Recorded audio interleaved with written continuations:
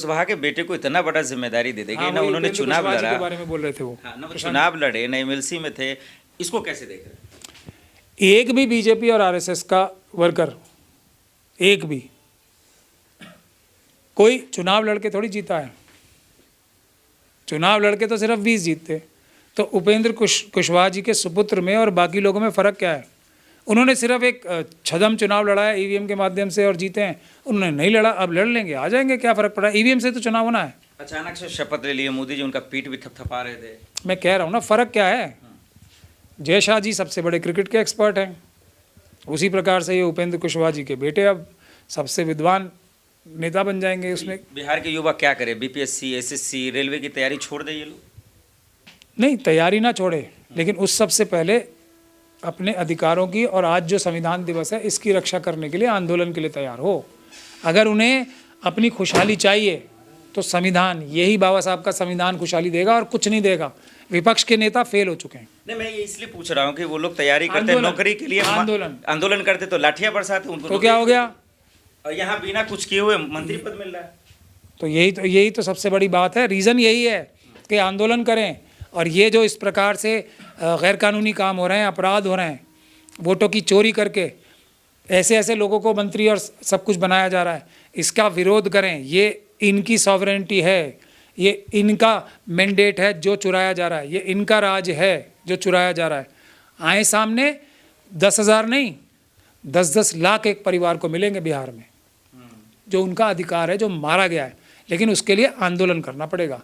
10 लाख भी मिलेंगे, व्यापार भी अच्छा कर पाएंगे, आज़ादी से सांस भी ले पाएंगे, नौकरियां भी अच्छी अच्छी मिलेंगी ईमानदारी से, और बड़ी बड़ी तनख्वाह वाली नौकरियां मिलेंगी। लेकिन हर अच्छी चीज़ को हासिल करने के लिए संघर्ष ज़रूरी करना होता है। संघर्ष नहीं करेंगे तो इससे भी बुरी हालत होनी है। कल को किडनी में निकाल के लोगों की बेची जाएंगी। मेरी बात को मजाक में ना लें, मैं सच्ची बात बता रहा हूँ। कल आरएसएस और बीजेपी के लोग बोल देंगे ये कि किडनी देना देश हित में, या तो आप 1 करोड़ रुपए दो या किडनी दो। जिसके पास 1 करोड़ नहीं होगा उसकी किडनी बेच देंगे देशभक्ति के नाम पे। कह रहे कि परिवारवाद का बीजेपी एक सबूत दे रही है। बीजेपी की, देखिए मैं तो आरएसएस और बीजेपी के बारे में एक ही बात बोलता हूँ, उनकी कोई भी बात सच नहीं होती। 99.9% बातें ऐसी होती हैं कि जो बात बोलेंगे उससे उल्टा सही होगी। एक आध बात वो जो सही बोलते हैं ना, उसमें भी कोई चाल होती है, उसको वो किसी और तरीके से प्रयोग करके अल्टीमेटली आके झूठ ही बोलेंगे वो। तो आरएसएस और बीजेपी के लोगों के विषय में मैंने एक फार्मूला दे रखा है और आप इसको आजमा लीजिएगा। 99% से भी ज़्यादा हमेशा ये बात सच मिलेगी। जो भी वो बोलेंगे वो सच नहीं होगा, ये बात तय। एक्चुअल में क्या कुर्सी के लायक थे उपेंद्र जी के बेटा? क्या वाकई में थे उसके लायक? उतने ही थे जितने जय शाह जी आज क्रिकेट की सभी पदों पे रहने के लायक है, उससे ज़्यादा नहीं, ना उससे कम। कहा कि पढ़े लिखे हैं, सॉफ्टवेयर इंजीनियर था हमारा बेटा, ना उससे ज़्यादा ना उससे कम। जय शाह जी बस जितने हकदार वो हैं, जितने समझदार वो हैं, उतने ही उपेंद्र कुशवाहा जी के भी जो सपुत्र है वो बराबर की है क्वालिफिकेशन दोनों की अपनी अपनी फील्ड में, और दोनों टॉप पे जा रहे हैं। इसमें कोई शक और शुबे की गुंजाइश नहीं है, क्योंकि ये तो मशीनों का चुनाव है ना, वोटों का चुनाव थोड़ी है। वरना उपेंद्र कुशवाहा जी नहीं जीतते। अगर असली चुनाव हो जाए तो इनकी 50 सीटें नहीं आएंगी एनडीए की। असली चुनाव हो जाए तो 20 बीजेपी की आएंगी और बाकी सब मिला के 30 सीटें और किसी की आएंगी। इंजीनियर है, वो पार्टी ज्वाइन करते हैं और उसको मंत्री बनाया जाता है। वही तो बिना इलेक्शन लड़े आप मंत्री बना दिया जाता है, कोई इलेक्शन भी नहीं लड़ता।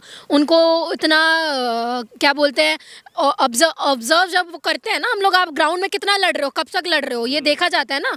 कुछ भी नहीं है उनका बैकग्राउंड, और उनका सिर्फ ये क्लेम कि हाँ मैंने पढ़ा है, और जब उनमें इंटरव्यू किया जाता है तब वो बोलते मेरे बाप से पूछ लो जाके।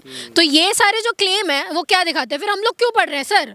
जो आईटी में जाते हैं लोग, जो कॉर्पोरेट बिजनेस वगैरह में जाते हैं, हम लोग क्यों पढ़ रहे हैं? दिल्ली यूनिवर्सिटी में आके इतने सारे लोग हैं वो क्यों कर रहे हैं? जर्नलिज्म लोग क्यों करते हैं? ठीक है, पॉलिटिकल साइंस क्यों पढ़ रहे हैं? हम लोग ऐसे ही चले जाते हैं। हम लोगों को बस अपने लोगों को बिठाना है ऊपर, फादर फिगर बैठा रहे, हम आए और हम लोगों को ऊपर बस मंत्री बना दिया जाए। आप लॉ कैसे फॉलो कर रहे हैं, मुझे तो यही नहीं समझ में आ रहा है। कोई ऐसे मंत्री कैसे बन सकता है जो जीत के इलेक्शन ही ना आया हो, चाहे कैसे भी आए ना। अब चाहे लोग डायरेक्ट इलेक्शन लड़ के आओ आओ या राज्यसभा जाओ, जैसे भी आओ, आना जरूरी होता है ना। बिहार वासियों के हक में हमने अपने बेटे को वहां पहुंचाया ताकि बिहार वासियों का जो प्रॉब्लम है, जो उनकी दिक्कतें हैं, या फिर उनको लेकर क्या कामकाज करेंगे वो। क्या कामकाज करेंगे? बिहार के मुद्दों में आप उतरते हैं? पहले तो ये बताइए आप। वो पंचायती राज का उनको मंत्री बनाया है, उसके अंदर में मुखिया आता है, सरपंच आता है, प्रधान जी आते हैं, सब उनके अंदर में आएंगे। गांव की जो प्रॉब्लम्स हैं वो गांव वाले समझते हैं, ठीक है। किसी मंत्री का बेटा नहीं समझ सकता, उपेंद्र सिंह का बेटा नहीं समझ सकता, क्योंकि वो इतनी फैसिलिटीज़ करते हुए आ रहा है, ठीक है। उसके पास में कार भी है, वो पढ़ा भी है, ठीक है। आप जैसे बोल रहे हो अच्छे स्कूल में भी पढ़ा होगा वो, कोई बहुत बड़ी बात नहीं। तो उसको गांव के स्कूलों की स्थिति कैसे समझ में आएगी कि गांव के स्कूलों में स्थिति कैसी है, वहाँ की पढ़ाई कैसी है, लोगों को प्रॉब्लम क्या है, गाँव में अनाज खेती कैसी हो रही है, क्या नहीं हो रही है, लोगों की लोकल प्रॉब्लम्स कौन समझेगा, आप मुझे बताइए। पंचायती राज जब सिस्टम इस्टेब्लिश हुआ था, सर मैं आपको बता देती हूँ, पंचायती राज इस तरीके से इस्टेब्लिश हुआ था कि जो गाँव के लोग हैं उनको उनकी प्रॉब्लम पता है, जो गांव के लोग अपने लोगों को खड़ा करें ताकि वो उनकी समस्याएं समझ सकें।